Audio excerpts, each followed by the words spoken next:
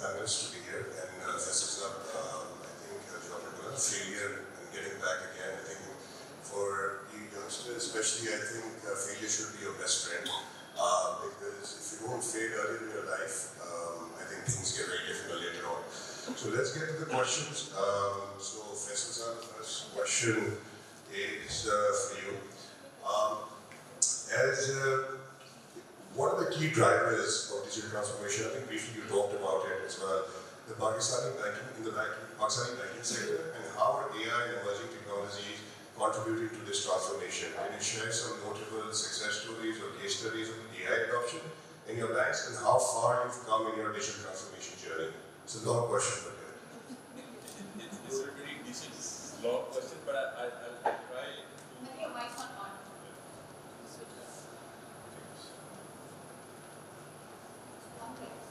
So I think I will, if I try to answer it in whole, it's a very long answer, but I'll try to summarize.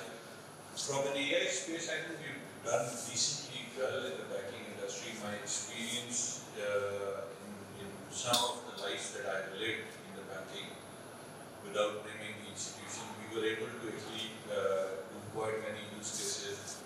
It's about good or 20-25 problem statements that we were able to solve with the data set. One of them was an early indicator of fraud within the bank ecosystem around the digital channels. Second was about to be able to predict the cash requirement in the branch ecosystem. To give you a context, from a monetary value point of view, we were able to and we used to think at that point in time that we are the best bank in terms of cash holding position in the banking industry. But then when we applied the AI model, we were about to pull out about 1 billion rupees per day out of the ecosystem, which was made available to the bank treasury to be investigated. And a couple of use cases I alluded to, then some of the use cases would be from a compliance perspective, so what we call it SMA, which is social network analysis, so we can actually see how the money is moving, how the risk is moving within the bank, how the layering is being done. So pretty decent amount of work that has gone in. Going to the other far end, RPA practices are quite mature. Some of the process quick wins are from an operational efficiency point of view, where we feel and this is where, looking back to what I earlier said, you need to make your choices well from an ROI and an issue perspective, where an integration cost might be way too high because of your legacy architecture. You can simply get it done with, might be a $20 or a $100 bot and get it over with, rather than investing about $100,000 trying to figure out how to integrate these two systems. So that's a pretty decent landscape that we've been able to do in the banking. So wonderful. Thank you, sir. Absolutely. And I think there's another term that we should talk about is digital. In terms of Aliman Saab, same question for you, I guess, if you can just shed some light in terms of how your bank is adopting. Okay. So basically, for us, the biggest driver for digital transformation is the changing customer behavior. Because in current world, customer behavior is changing so rapidly because of this, obviously, mobile thing. So customer need everything as per their need, as per their time, right? So because at the back end of AI, data analytics exists, right? So we are trying our best to analyze the sentiments and behavior of the customer using the data, and then make corrections accordingly. Even if there is a small change, for example, our AI model told us that most of the customer withdraw cash in 5,000, 10,000, 20,000 until 100,000. So we align our ATM machines accordingly. Because in digital world, in physical world, you tend to meet your customer, you understand your customer, you can talk to your customer, but in digital world, you can understand your customer only through data. So data tells you that what's your customer preferences, and we are continuously enhancing our systems and mobile apps as per the customer behavior. So the customer behavior is the biggest driver in our case. Second thing is the operational efficiency. Third thing is obviously competitive advantage, and the fourth thing is scalability. Rest of the things are, I would say, connected. For example, if you are able to meet your customer demand, so more customer will come, so you will face more transaction.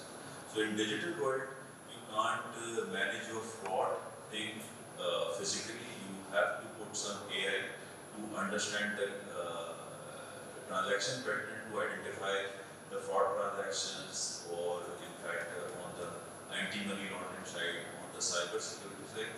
So I would say the rest of the things are connected, and another part is operational efficiency. So we are using AI in lots of space to bring operational efficiency. For example, cash optimization.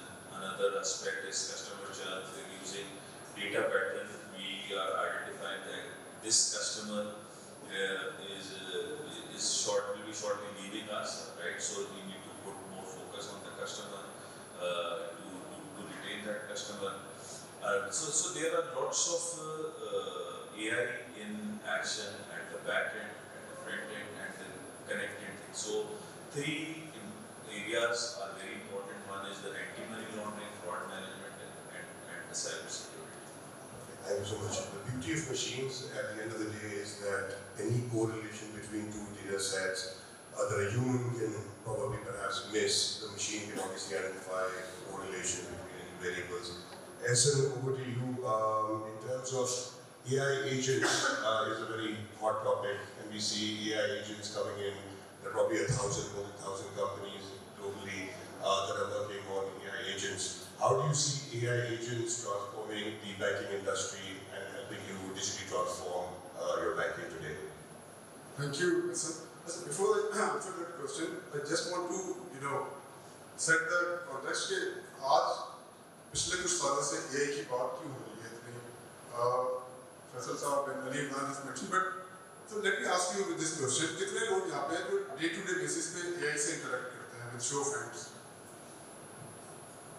I think कुछ लोगों ने हाथ नहीं उठाया जिसके पास smartphone है वो AI से day-to-day basis पे interact कर रहा है, चाहे वो आप तस्वीरें ले रहे हैं जो ऑप्टिमाइज हो रही है, या आप सोशल मीडिया पे जा रहे हैं उसके बैक एंड पे भी AI है जो आपको सजेशंस दे रही है, या वो बालू वाले फिल्टर जब लगाते हैं तो उसके पीछे भी AI चल रही होती है ना।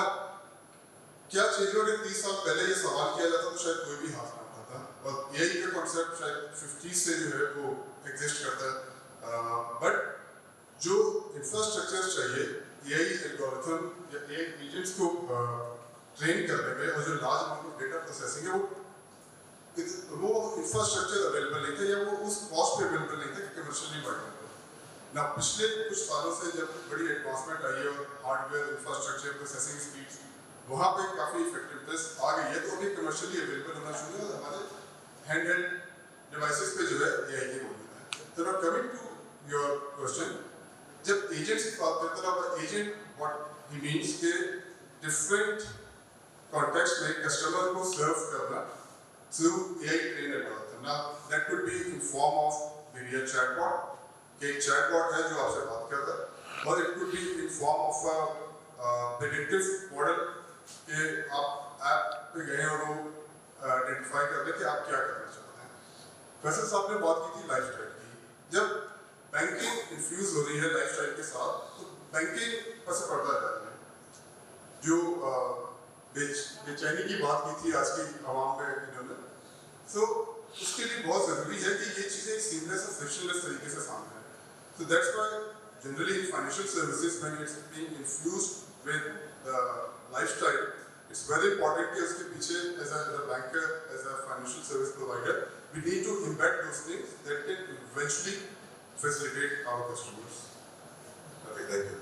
So just to go on to the next guest, but before that, I am in between two companies, one that creates call centers or agents and the other that cannibalizes agents or creates AI agents. And to be honest, I think the shift is really happening very fast. We analyze data ourselves. We spoke about data. So, for example, in terms of the call centers, we provide call center solution to about maybe 18, 19 banks in Pakistan. And if I see a trend, so for example, there is no increase in call volume substantially, because if there is an increase, the banks will reach out to us for increasing capacity on the call volume side to handle call volume. But there is a lot of increase on the digital side, social media, web engagement, mobile engagement, and now the era of AI. So just moving to our next guest, just a question, what are the biggest challenges that banks face when implementing AI-driven solutions, and how can they overcome these challenges? How can banks ensure that their AI systems are resilient and able to withstand potential disruptions or failures? Okay. Will you get the tough one for you? Yeah. Or National Bank. This was the National Bank. Basically, especially National Bank, so the Targeted. perspective changes a lot. So, but basically, if you talk about artificial intelligence being used in banking specifically, so every single bank at this point in time, and Professor Sir, please correct me if I'm wrong, because you're spearheading the initiative, so you may be far ahead than what we are thinking or what we are doing at this point in time.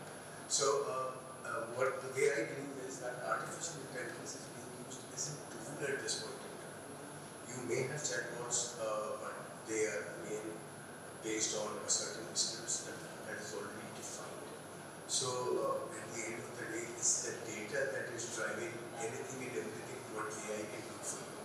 So, when it comes to banking and whether you're doing a process optimization or whether you're coming up with certain scripts to respond to customers, or whether you are trying to use AI to help support your developers come up with the structure of the program and how it's going to flow. So at the end of the day, it's not the problem that is the problem, it is the problem of the problem that is the matter. So when we take it as in the context of design thinking, when you're doing or solving a problem, you have to get to the problem while that problem is there. So AI is the one that solves those problems for you at this point in time.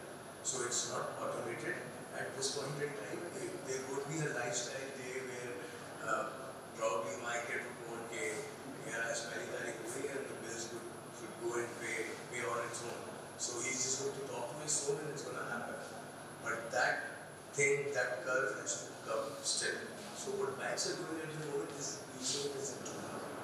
Full automation or giving AI control would never be the case. At least I would not see that in my lifetime, for sure. But again, I'm sure Professor Zala has some comments on this one, so if you would like to. I'll just add, I think, carry the conversation from here. So, the availability, because you talked about the availability of the AI agents and all of that. From a context, particularly the way life is moving on, so you have autonomous cars, right? You don't want to be sitting in one which crashes into a tree. But at the same time, so when you're doing this in a banking, bringing the context back, we normally classify it as two different systems. So one is a decision support system, and the other part of analytics can be an operational system. So operational system, which is doing the AI, needs to be very highly resilient, and because, for example, more disbursement modules and all of that, so that's something else. But when I refer to my earlier conversation regarding where a branch location should be or where an ATM should be, that's a decision support system. Because it's a cost-driven phenomenon, so we need to do a package, because the amount of investment, the amount of, when we use a slight word of the tech space, I can't stay away from it too long. The GPUs, the cost of putting in the GPUs to do all of those analytics needs to be well aligned. Because when you get into this space, the way the world is moving, you need to do it at the price of a commodity, not at the price of gold. So this is the context. So you will make some system very extremely resilient, but there needs to be operational systems yet leveraged by AI. But you have some decision support systems yet leveraging AI But if they are unavailable, that is okay for an organization to sustain that. But also, I think at the same time, GPUs, the cost of GPUs is on a decline, should decline, because obviously it will become more, available generally and smaller size, more efficient. And the technological advantage nowadays is very short-lived, right? I mean, things are happening so fast that even I think the AI reasoning part is a real thing today. Not maybe in an imperfect market, but in a perfect Western world, I think AI reasoning is something that's growing very big. One more question, and I think, sorry, Before you get short, please. I just wanted to add one thing about the resilience part. See, when we talk about resiliency, we would always talk about that the availability of the system has to be there all the time. When you try and use artificial intelligence to make sure that your certain scenarios or your availability of your banking systems and all that remains there, and probably your self-reliant services or something like that is there. So the problem arises when there is a cost involved to that resilience. When I give control to artificial intelligence to make those decisions for me, then I have to write off that cost that is going to be impacting my bottom line with that switch over. So that's Well said, absolutely well said. Just another question, I think Imran Sahab, if you can take this one. How can banks ensure that their AI systems are transparent, explainable, and fair as they align with regulatory requirements and industry standards? What are the implications of AI adoption for banking regulations such as AML, KYC requirements?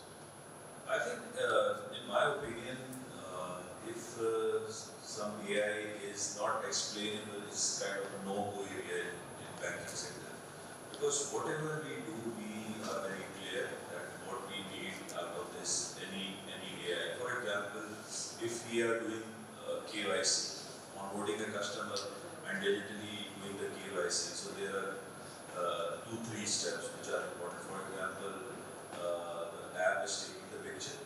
Second step is getting the information from Nadra and doing the facial recognition and matching these things. So these rules are already defined, and State Bank watches on all these compliances. So for banking sector, AI built on some fuzzy logic is a kind of no-way area. So, what was the second part of your question? Second part was what are the implications of AI adoption for banking regulations such as AML and KYC, which you covered. That was the second part. And also, I think in today's world where we're experiencing, obviously, we're heading towards digital transformation. One thing that I see, and if you can shed some light on this, is in the call center we see there's a lot of manual KYC that happens. Data that is actually in today's digital world and social world available generally, which is so what are other avenues? OTP is one thing which is expensive as well. It's ₹3 per SMS. What are other technologies that banks are now exploring to look at to make it obviously cost efficient at the same time secure? Basically, optimizing it at every stage. For example, for call center level, banks are trying to bring new technology so that they can respond on a customer call very quickly. So voice recognition kind of thing. But in some cases, KYC is still very important. So banks are asking for CNIC and the TPAN, right? But moving forward, obviously banks are working on voice recognition mechanism so that customer will be answered quickly. But in that case, there is a process that customer gives consent that yes, this is my voice. And these kind of flows are being embedded. So on other side, there is a new concept that zero call on support, for example. So for that matter, banks are working to enrich their mobile app in such a way that there is no need for a call. So this is something, and even to come to this level, the core thing is the data, getting the insights from data and put some AI mechanism built in the app so that there is no call call center. Absolutely, as we said, they won't be any branches as well eventually as a time, and then obviously go. Faisal sir, a question for you, sir. What role do C-level tech executives play in driving digital transformation and AI adoption within their organization, and what skills and expertise are required to succeed in these roles? So, can I just add on to this? And Yeah, especially, please. talent is a challenge which it applies across industries. It applies to both sides, whether you're a technology partner or service provider, or you are one to implement it. Talent is one thing, and which is why I want to talk to future leaders. What are we doing today to make that AI-driven innovation or that talent, really, nurturing that talent, cultivating that talent, and then using them to international opportunities, for example? So, I think one thing both of you did very wisely is one, you didn't tell me I will be part of this panel, and second, you made the question so difficult. But Seniority, Gold for all of us. So I think coming to IBA, they had to live by the values that paper out नहीं हो सकता, तो इसलिए उन्होंने हमें भी सवाल नहीं बताए. So I'm also getting to hear it from the, but okay, so now coming back to the question, I think one of the things that needs to be done, and I'll start from the CXO level and then I'll come to the other side. Akshay, that you the most important part is the CXO, whatever CXO it would be, I, B, E, F, which is wherever you fit that in, they need to be fearless. That's number one. Number two, if a CXO is not at the epicenter of the transformation, that transformation is not happening. Which means that as a CXO, you need to open yourself up and make yourself vulnerable. You need to come to a position where people can come and question you. Question not as your credibility, but question as in terms of where they can have a cross-examination, where they can challenge you. And majority of the spaces that I have seen where the transformations have actually failed miserably is that we all decided as CXO that we are going to transform this organization, but we are not going to change it. And that kills the very purpose of starting that transformation. So you have to make yourself vulnerable, you have to be a fearless leader, and then you need to come at the epicenter. So if there is an evaluation, as a CXO, you can't say, no, I have about 35 years under my belt, I'm not going to go through this evaluation. So you need to step in first, that means you will encourage people. That means that you will open, you will accept the fact that the room of improvement is there even as a CXO. So that's number one. The second part to what you alluded, something we started and something we failed, something that I would like to restart, is a dilemma that we live in between a bridge that we are unable to build between the industry and the academia. The two parts of the building. And hence, what happens is a large set of engineers or students or professionals produced from the universities normally at large are not employable. Where we see it. So I'll give you an example from a context point of view. Once we run a hiring mechanism, and for the first time in banking that was done through gamification. About, if I'm right with my number, because a couple of years, there were about more than 20,000 students who played that game. And when we actually concluded, we were only able to find about 26 people. And that is not the fault of the young kids. That is a fault that lies with me, people who hold the positions like me, that we are unable to bridge that. So, and where we fail, now let me come to that part. So we start, but we have not matured up. So there are two parts of the brain that needs to be built in. It was just like building a tunnel where you start digging on both sides of the tunnel, and you need to make sure that you meet at the right precision point where the tunnels meet. Number one is as an industry that I have to take the responsibility, we don't come to agreement. So I make it a point that I'm not being critical, so I came and made an effort on a weekend to come to IBA. And I do it every time I do it.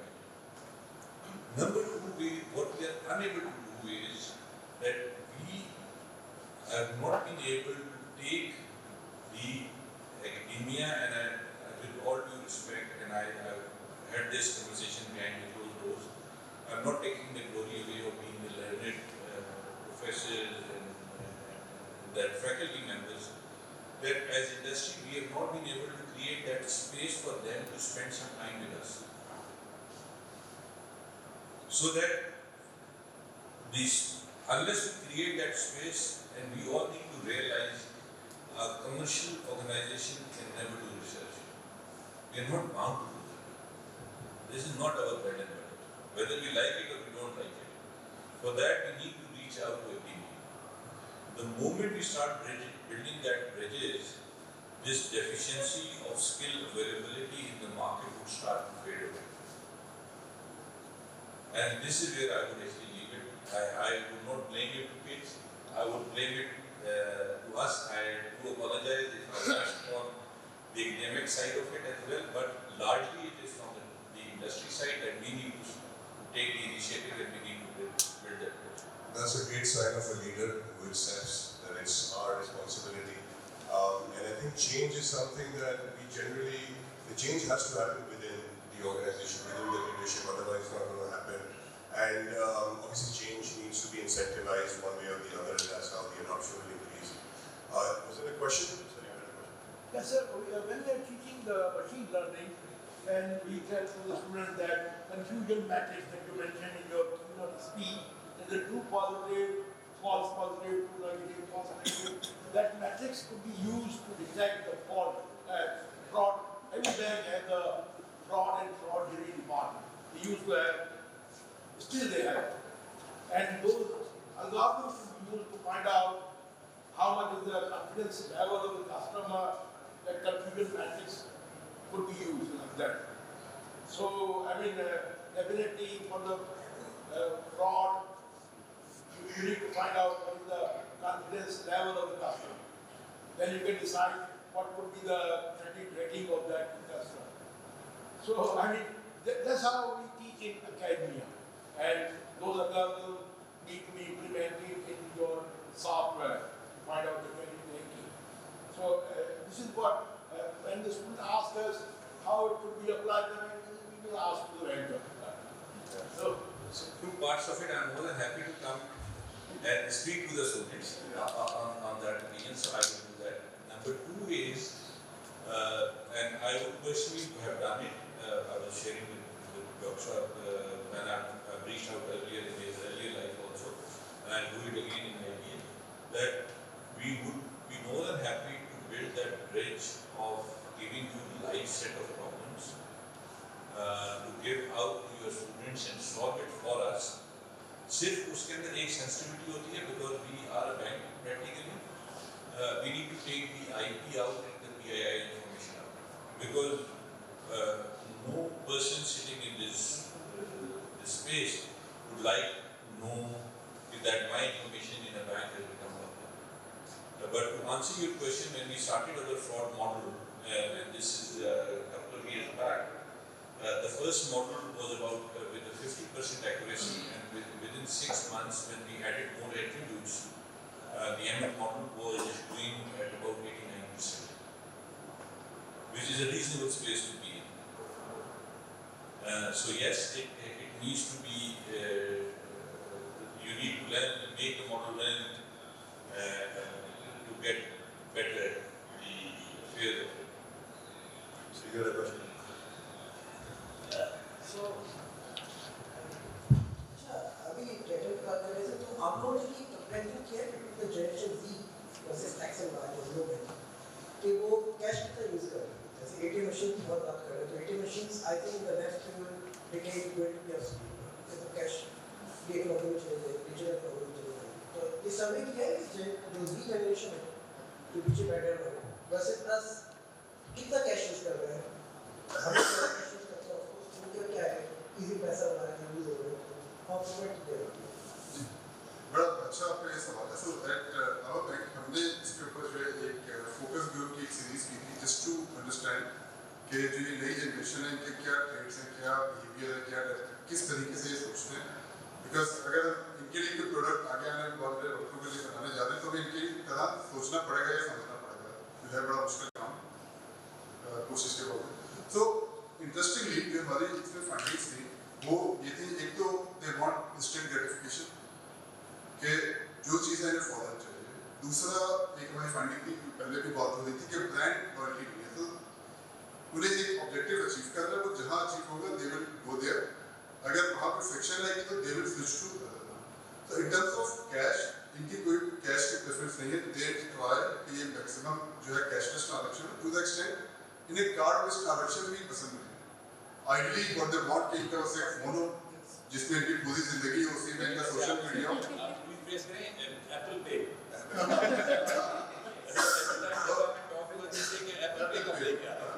तो उसी में ही ये चीज हो जाए। Even अभी shopping अगर करने की परचेज है तो ऑनलाइन हो जाए, घर पे डिलीवर हो जाए, दैट्स अबाउट इट। सो इनका काफी सिग्निफिकेंट फर्क है, बेसिक फर्क है। जो हमारी जनरेशन है, जो मिलेनियल्स या जेन एक्स है, so we are digital migrate. हमने वो VCR भी यूज किया, आई डोंट नो VCR क्या होता है, कितने लोग जानते हैं, बट हमने वो ऑडियो टेप की कैसेट की वो रील निकल जाती थी, पेंसिल से हमने वो नहीं लगाई है हमने। और हमने ट्रांजिशन की टू CD और CD लाइन हो गई, फिर वो MP3 प्लेयर है, MP3 प्लेयर भी नहीं और स्पॉटिफाई चल रहा है। ये वो जनरेशन है जो डिजिटल नेटिव है, तो इनकी सोच का तरीका बिल्कुल डिफरेंट है। So yes, there is a stark difference, and they, to answer your question, they don't prefer to carry cash. Basically इससे थोड़ी सी कनेक्टेड है। We did a study few years back। देखिए पाकिस्तान में मेजॉरिटी ऑफ द ट्रांजैक्शन जो है वो cash में डील होता है। अगर आप देखें तो जो started my career with city bank long time late 90s, उसमें सिटी बैंक ने मर्चेंट एक्वायरिंग के बिजनेस को इंट्रोड्यूस कर दिया पाकिस्तान। इस 30 सालों में हमारे पास कितने यूनिक मर्चेंट हैं? 100,000? Less than that. No, it's close Less to than 65,000-70,000. Unique. When you're talking unique, it's 65,000-70,000. 65-70,000, ठीक है। तो देखिए जब एक तरफ जेंजी है और एक तरफ मार्केट का इकोसिस्टम है। If you look at the ecosystem, which is cash rich, so cash is the king. It's the reality, right? The majority of your transactions are happening on cash. Yes, Gen Z का behavior जैसे उन्होंने बताया यकीनन different है और ये बिल्कुल सही है कि वो टैप एंड पे के ज़्यादा वो है, लेकिन ये एक सिर्फ सर्टेन सेगमेंट ऑफ सोसाइटी है। Majority of our segment is still out of the net. Banking industry, fintechs, ये तमाम चीज़ें जो है कलेक्टिवली काफ़ी एफर्ट्स कर रहे हैं, बट स्टिल अगर हम देखें तो हमारा hardly 15 to 20% population is banked, 80% is still out of the banking.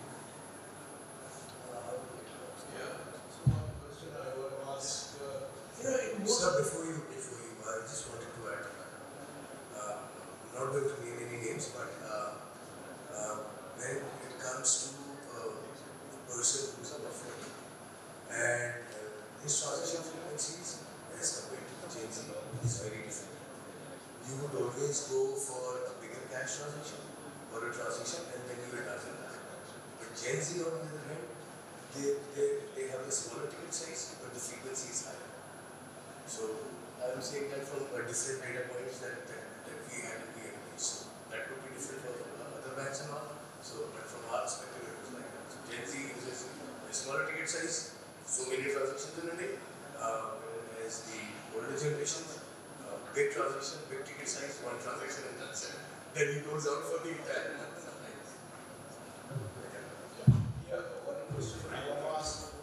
That most of the data science books, they are using the German banking data. Because they say the Germans are very honest in terms of banking and like that. And even they say that education should not be commoditized. It's a responsibility of the state to provide all levels of education to all people. And that's why data science, most of the time they are using German banking data. And which is really, most of the time people they ask, why Nazis hate Jews. Because they say Jews are the bloodsuckers, right? Bankers. Because of the dress and all these things. And their banking is good enough. They are using banking data for the credit ranking and all this like that. So do you think that Germany is really good in banking and their implementation of all their data and the artificial intelligence is good enough? I don't know why this is targeted towards you, but I can't really speak much of the German financial ecosystem, but very little exposure that I have of Germany. I think that BCP plays as in terms of the ecosystems. And any entity who is good at engineering, and we have to give the credit to them. I can't talk about one season and all of that. I have considered something. But well, end of the day, if we are that, then we are the antidote also. So it's okay. So it's a love and hate relationship. But we have to give that credit to German engineering and the very basic phenomena of data science from where it originates is engineering. So even today, if you take the German engineering, the precision in German engineering is far more better than compared to any other engineering that is available. And you take it from Merck, you take it from BMW, or you take it from any other 9 yards of the German engineering, not the brand itself. So that level of credit we need to give. From a country landscape point of view, I really love it because they have maintained the greener belts. So I think when you have to also give them the credit that with every innovation that has been taking place, they've been environmentally eco-friendly also. So I would give them that credit. and I think the commonality that we can draw from this is also the fact that, the way you said German, you said they have a lot of like legacy systems which are now still continuing to run in the world. Similarly, by the way, in the banking industry, the good thing is whatever technologies come in, banking is the first industry to adopt it and really make it more mass, like available at a mass. So I think it's always technology driven. Whenever we look at innovation, it's always driven from the financial sector and then it's replicated across multiple industries. Even in Pakistan, if you ask any student where you will go for your PhD, most of the preference is Germany. Because streets and it's not commercialized. They say one should be very good learner, but they have the money or not, they don't care. This is all the good thing about Germany. So perfect. And we spoke about the academia. So academia, actually there's a wrong expectation from the academia that academia can actually create a commercially viable product. Because academia को दुनिया की मसलों का पता नहीं है शायद. As I've said, the industry linkage is very important. That the industry tells the problems, that these are problems that need solving. The academia is very sort of disciplined. They can do research. Research is one thing that machines can't do. So वो prototype जरूर बना सकते हैं और उसको commercially viable obviously industry करेगी. So that linkage is very essential at the end of the day. So now, yeah, just one. If we can just have one question because this is the negative. What are the potential risks and downside of AI adoption in banking? And can banks mitigate these risks while maximizing the benefits of AI-driven innovation? Just conclude this question. Yes, I'll give a very short answer. I think I covered it earlier. The model governance is how we deal with it. So as long as we put in the right mitigating controls, shying away from technology is not the solution, but running the technology in the right direction is going to be how we deal with it.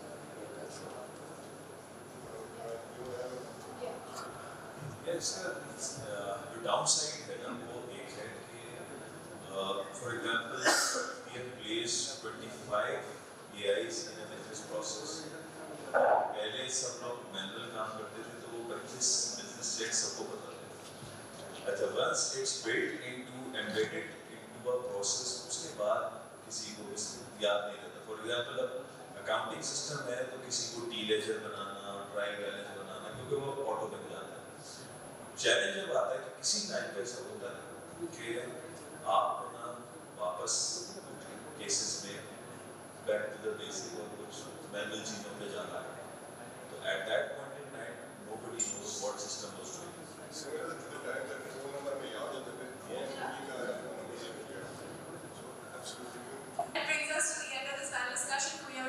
us for our panelists.